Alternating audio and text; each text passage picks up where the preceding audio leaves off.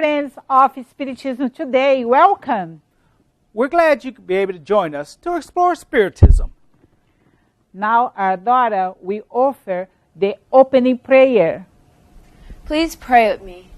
Our Father, which art in heaven, hallowed by thy name. Lord, we believe in thee because everything about us reveals your goodness and your power. Blind then is the one who does not recognize your works. Prideful is the one who does not worship you. The ungrateful is the one who does not give thanks to you. Today, we will bring you an understanding about Spiritism and its teachings. Does God exist?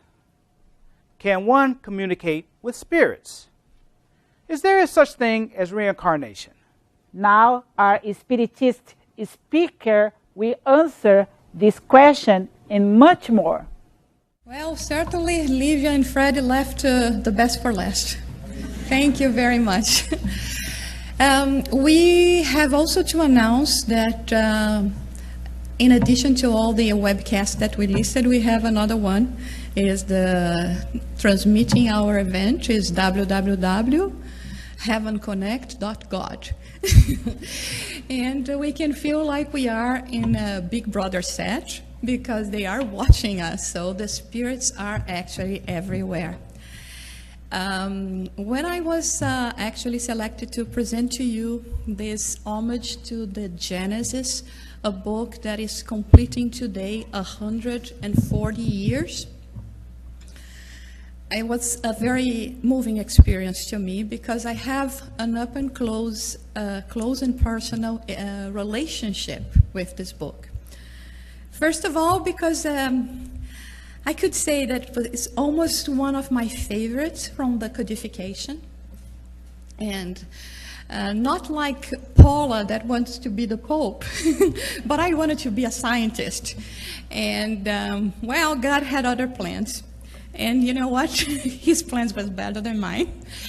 And little did I know that I would be having this great honor to bring in a great scale the first English translation of the book Genesis.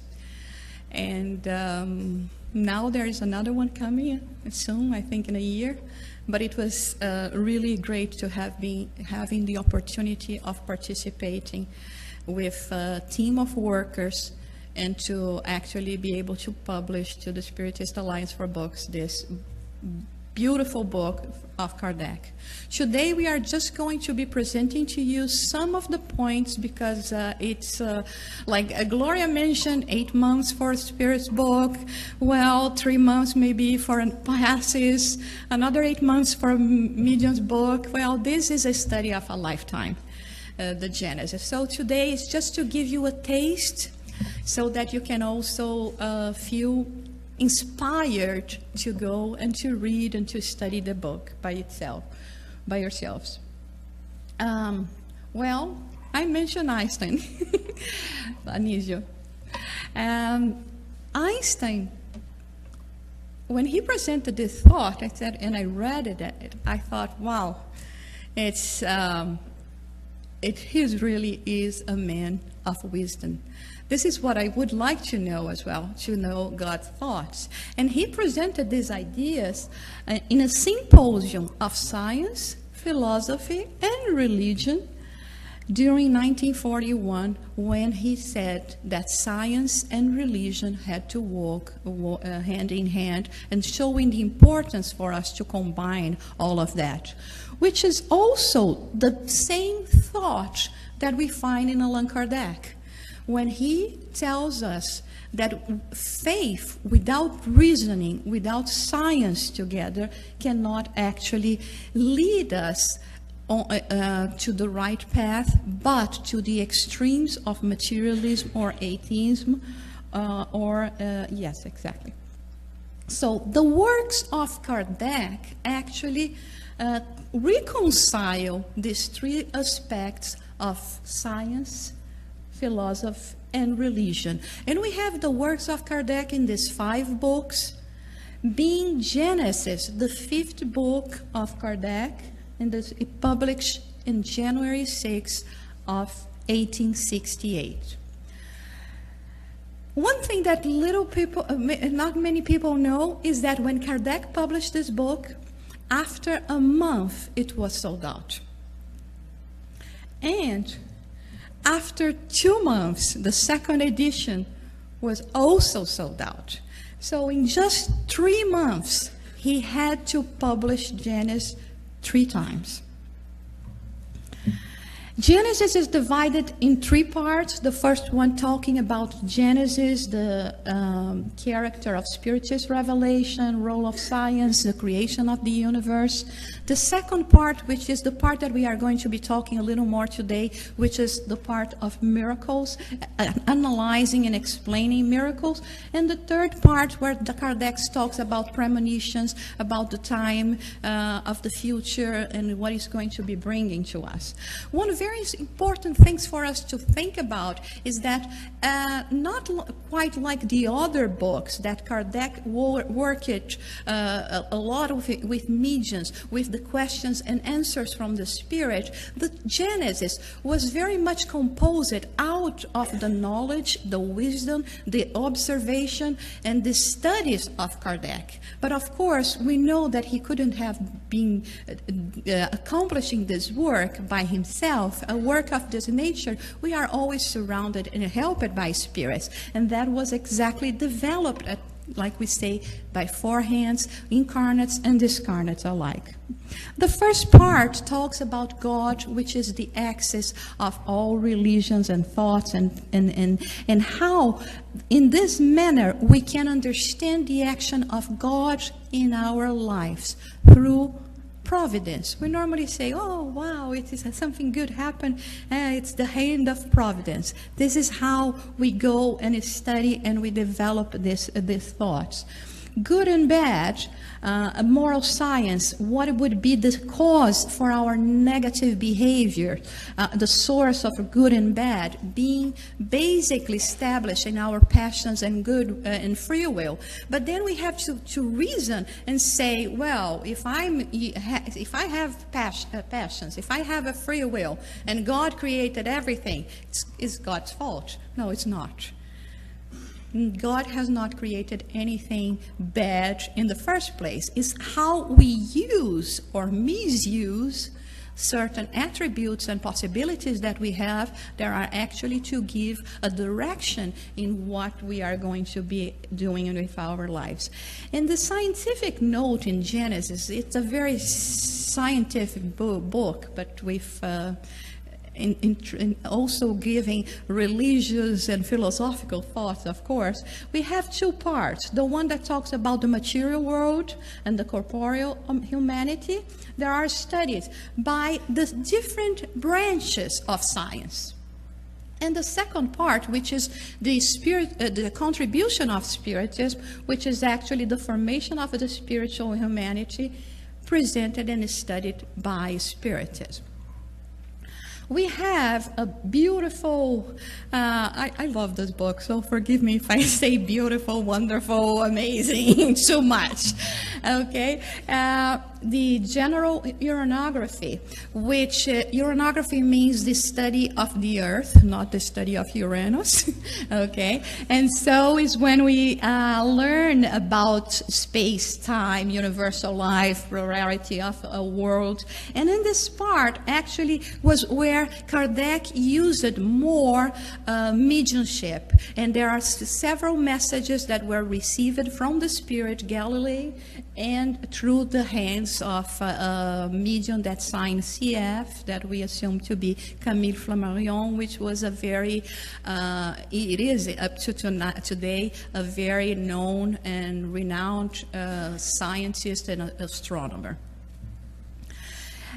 Kardec goes developing these thoughts, comparing the biblical Genesis with the scientific Genesis, saying it's not because we are bringing science that we are going to separate and to put apart all the knowledge, or start maybe not paying the right attention and giving the right importance to teachings that have been following us throughout times. And this is the same thing that it happens when we analyze the biblical Genesis, according to the studies of Kardec, that when we are talking about the days of the creation, we are actually relating those days to the periods, to the different periods that we have been transitioning throughout time. So we see the formation of sun, moon, stars related to atmosphere, to continents, and finally the appearance of the human beings. So it's not that we are going to be discarding what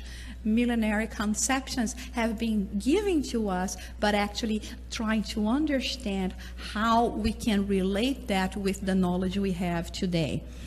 And in the words of Kardec, geology, astronomy brings us close to understanding and to this connection that we can make with God. One question that we have in this book is, will Earth have an end? We all want to know about it, right? They say, I'm sorry to say, but they say yes. But they say that it's not going to happen during our life on Earth. Oof. Right? So that we still have a lot to improve, and we have room for improvement, right? And there will be many opportunities for us, many lifetimes here on Earth. But one day we will be being transferred, transitioning to spheres of much more light, much more balance than we find today in our Earth. When it talks about organic Genesis, talking about the composition of the elements until the formation of the living beings, and the spiritual Genesis, explaining to us that we are, before anything else, spirits, surrounded, enveloped by a material matter that we can call, some call astral bodies, some people call any other names, but with Spiritism we normally use the term perispirit, which is actually the base to form and to give us the possibility of incarnating. He could be a little less chubby, right? But it's okay. He's very nice, right? And so what would be the aim of our incarnation if not to help us evolve in our physical body, corporeally speaking and spiritually speaking? This is an intriguing thing when you say, hey, come on, aren't we here to evolve spiritually speaking? What are you talking about evolving corporeally speaking? Well, the more we evolve physically, spiritually speaking, we need bodies that will function better. You know, we keep on changing computers every year, right? We need to change our physical body as much as possible, you know, to more advanced models. So this is how we see as well the possibility of evolvement for our corporeal body. Did we came from outer space? The spirits, they talk about that in this chapter, explaining as well about the migration of souls and how spirits from one planet to another are going to migrate according to their needs. So we are all connected, and it doesn't matter if we are originally from Earth or any other point in space. What really matters is how we are going to be taking advantage of each situation in each lifetime to our benefit. And now we come to our part, the miracles. It's very interesting when we talk about the miracles, because then Kardec, in the book Genesis, he goes and he analyzes mostly, basically, the miracles that happened during the life of Jesus on earth. And then we may say, wow, is it, you know, can it be a little biased or something? But if we think clear. How could he be analyzing miracles from other person if not Jesus?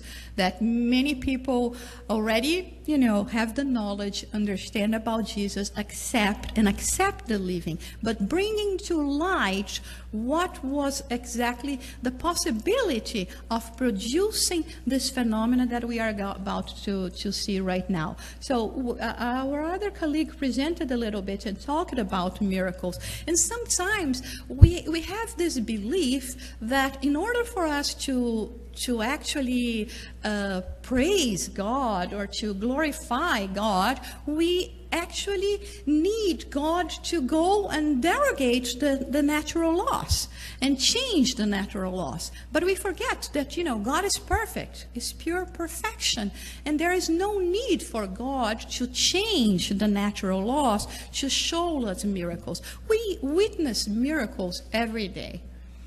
And I'm sure that if we all pay attention, we will see how much of this experience, how many of them we have actually living in our lives, and if not in our daily lives.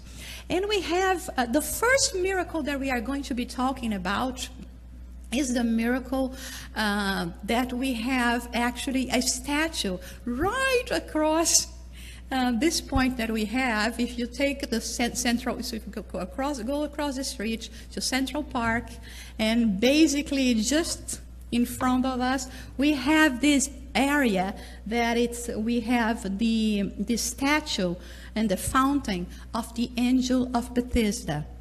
And in the time of Jesus, Bethesda was actually the word used for pool. And what happened is that they had this cistern of water, and that water would be bursting every now and then. And they said people that wanted actually to be healed, they would be sitting around that pool or that area, that cistern, and they said that if the first one that would come into the water would receive the healing. And there was this man there that he was crippled for 38 years, and he wanted to be healed. And Jesus went there, and Jesus looked at him and said, wow, you wanted to be healed? And he said, yeah, but there is no way I can, ever get a chance. I've been sitting by this pool, I don't know for how many years, and every time the water starts bursting, everyone is going to be jumping in front of me. And Jesus asked him again, but do you want to be healed? And he looked at Jesus and, who's this guy, right? He haven't heard about Jesus. He didn't know about anything. And even without understanding Jesus, understanding his possibilities, and what he represented there at that moment, Jesus healed him, which is a great lesson for us. Even when we were not looking for, of course, if we look for, if we praise, you can give a little push. But even when we are not, it's not right for us to believe that we are abandoned. Jesus will come to us anyway, and will perform the healing anyway, and may even give us some advice, wow, this was a result of your, bad behaviors, bad action. Try not to do that anymore, not to bring worse things to yourself.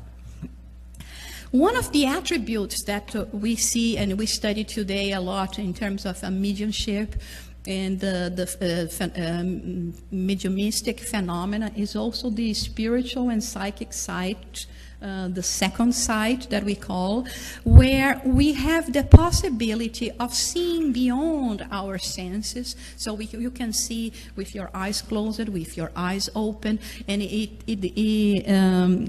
this is one of the abilities that Jesus had as well. So when we study, and what is important in this part of Genesis is that without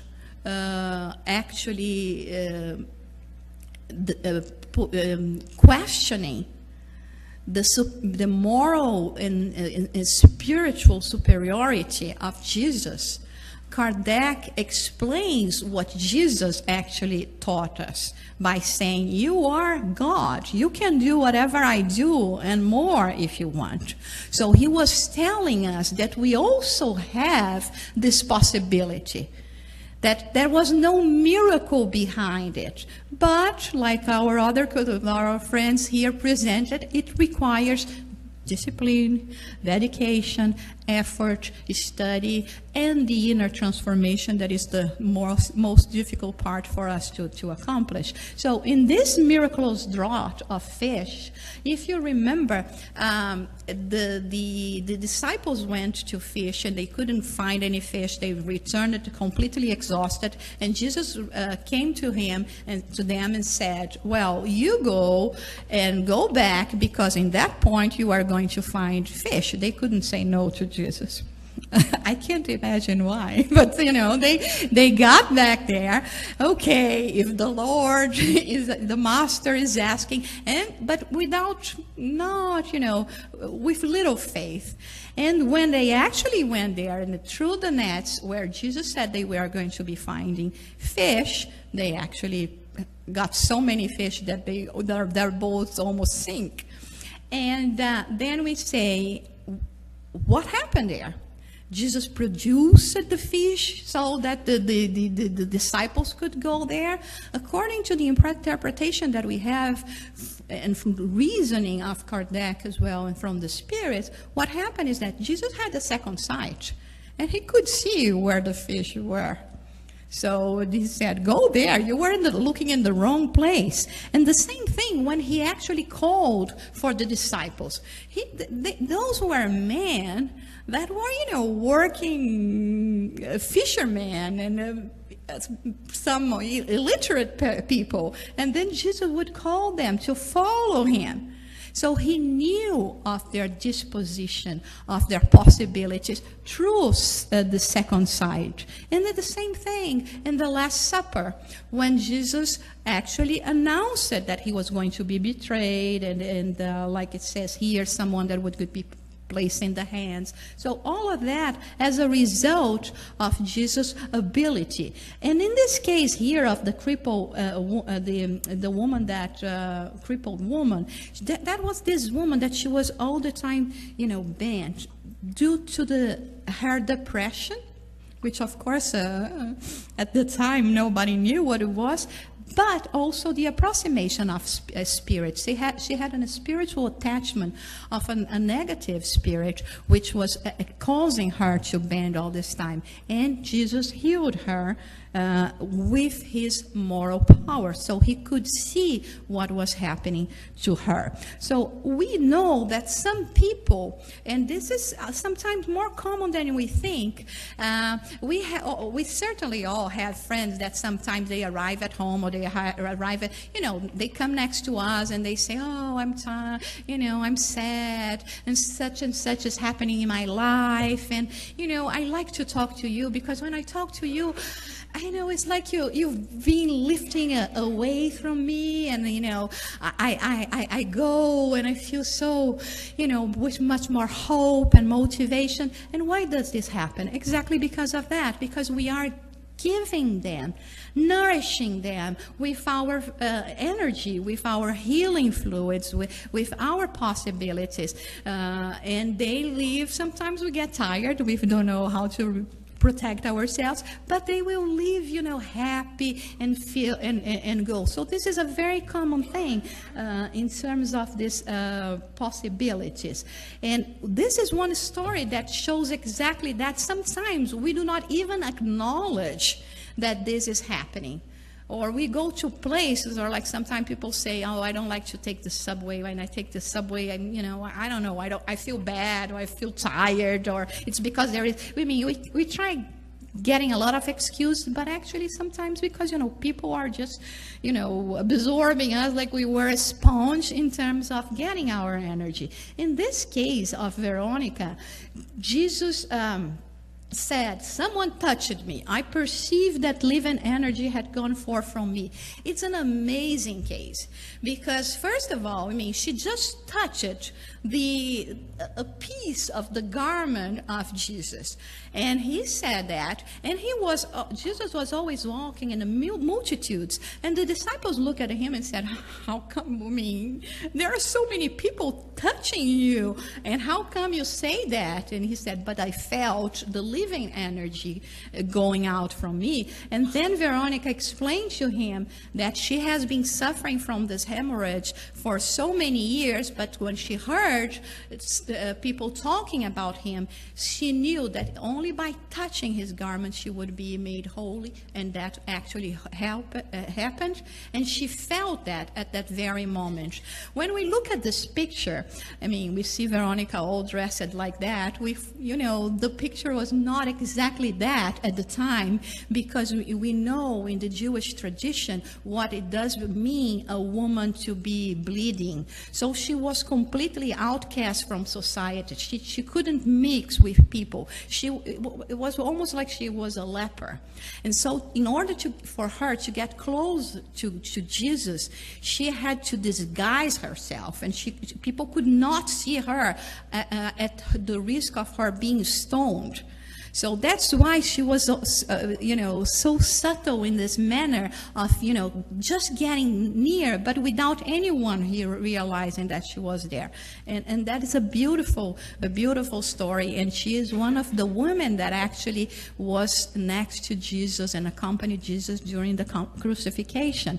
We know of the healing possibilities, and the main topic of our symposium today is actually about healing, about propelling healing, how we can do it with our own resources, with combined resources from the spirit world, or how the spirits can be working with us. Basically, what happened during this process, people sometimes say, I'm not seeing anything. Are you sure something is happening?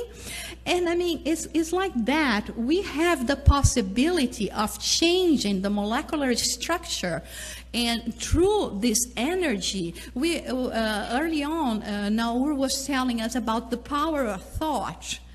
And so if we are actually able to drive this forth and to channel this forth into the right condition and place, we will be achieving that. This could be an example that we have in the transformation of water into wine, as we can change molecules and achieve the cure. In this case, it's very interesting. It's a case that is present in the book, in the domain of mediumship. This woman come with some problems in her liver, and the spirit André Luiz and the spiritual guide are observing her receiving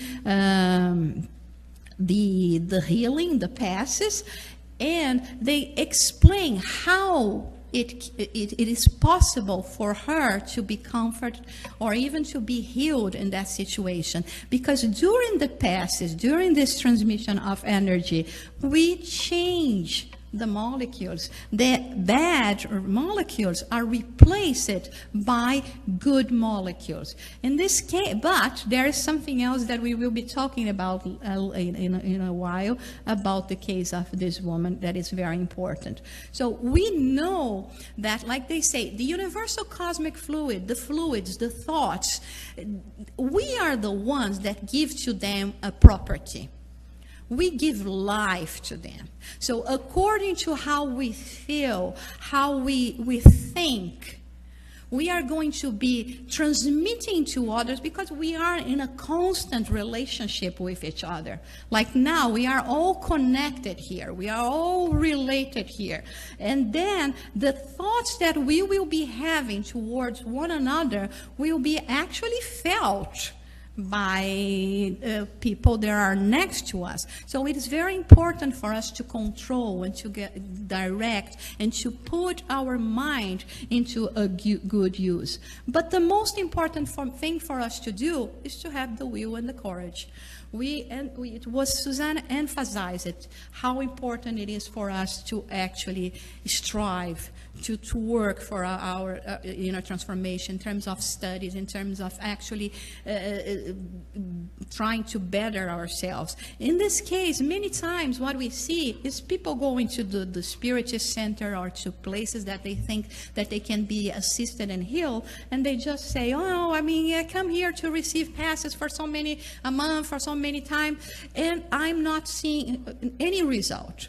The problem is not with the energy that is coming, but with how I'm going to be maintaining that energy for myself. So in the case of that woman that we talked about, that she had the liver problem, Andrea Louise asked, is she going to be actually healed? Is she going to receive the cure? And the spiritual guide said, unfortunately not. Because as soon as she leaves here, this is something that she has been doing week after week. She will again give herself to, you know, thoughts of hatred, of revenge, and she's storing that all in her liver. So it's up to us. We have this possibility.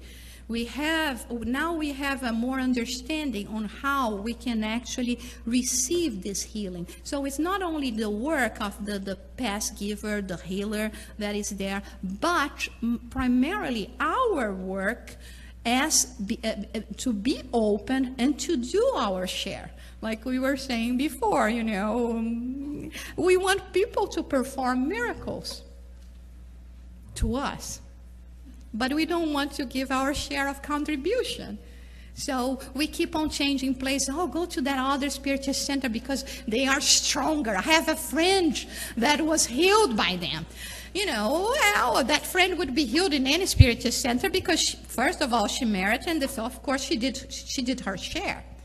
This is what, you know, the commitment that we have to do. Like here today, in less than 5 minutes, we will be, Elmo will be conducting today for us the therapeutic visualization. We will be having healing in this room. But it's up to us to feel and to open to this blessed energy that we are going to be receiving here.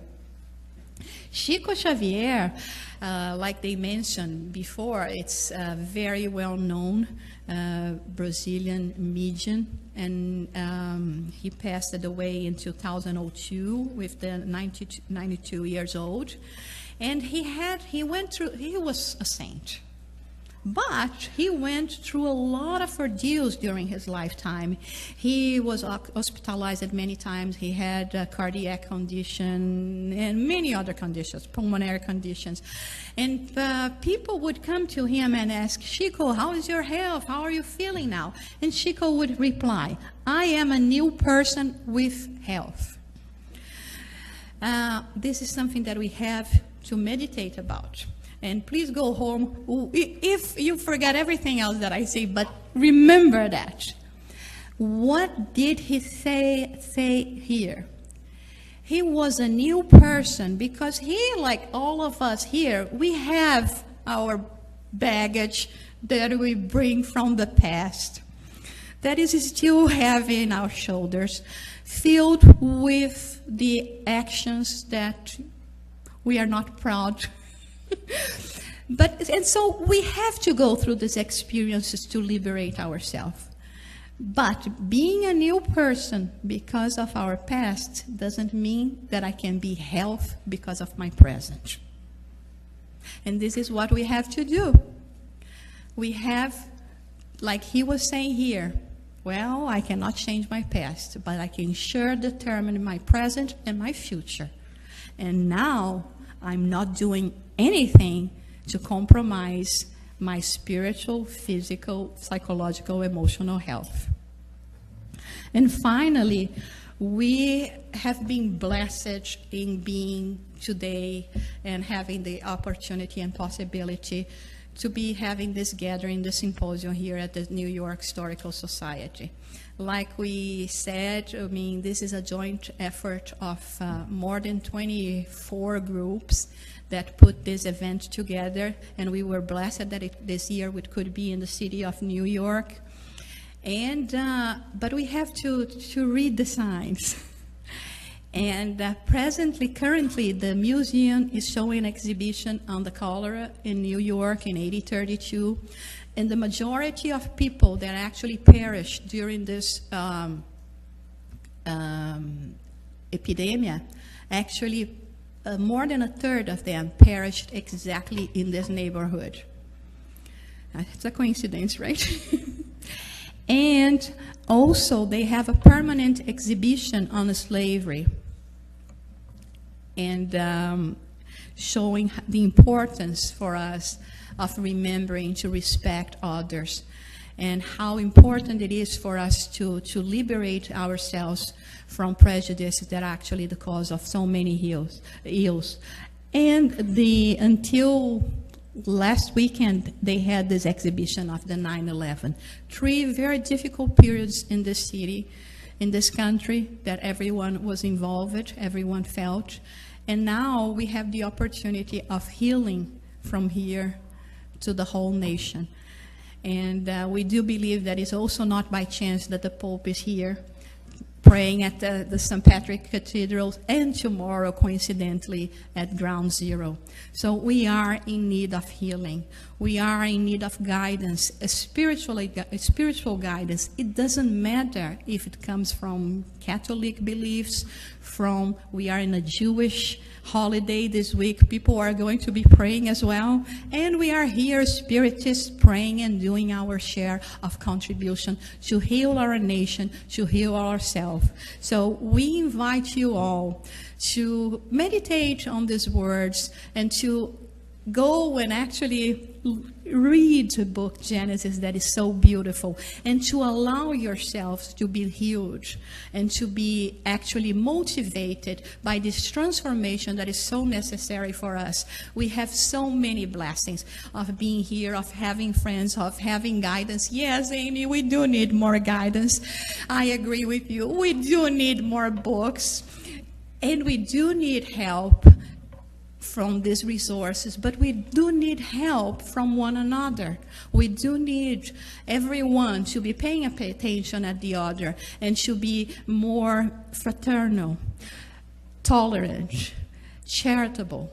There's so much we can do for one another to contribute in this healing process of ourselves and of humankind. And we are so blessed to have these ideas, these thoughts that came to us through the Spirit, by the Spirits, through Allan Kardec, and that we have the possibility of being together, nourishing ourselves, receiving a boost, and going with, more willingness to actually go forward no matter what and do our share. The world is changing.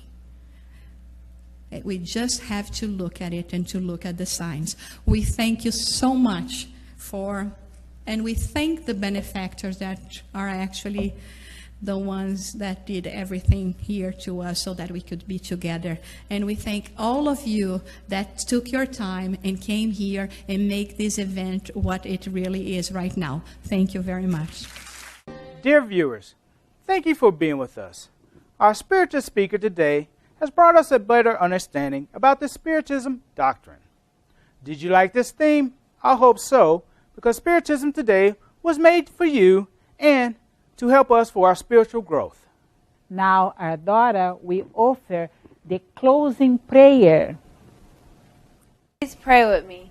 Give us this day our daily bread. Give us the necessary food for our maintenance of our physical strength, and also give us the spiritual nourishment for the development of our spirits.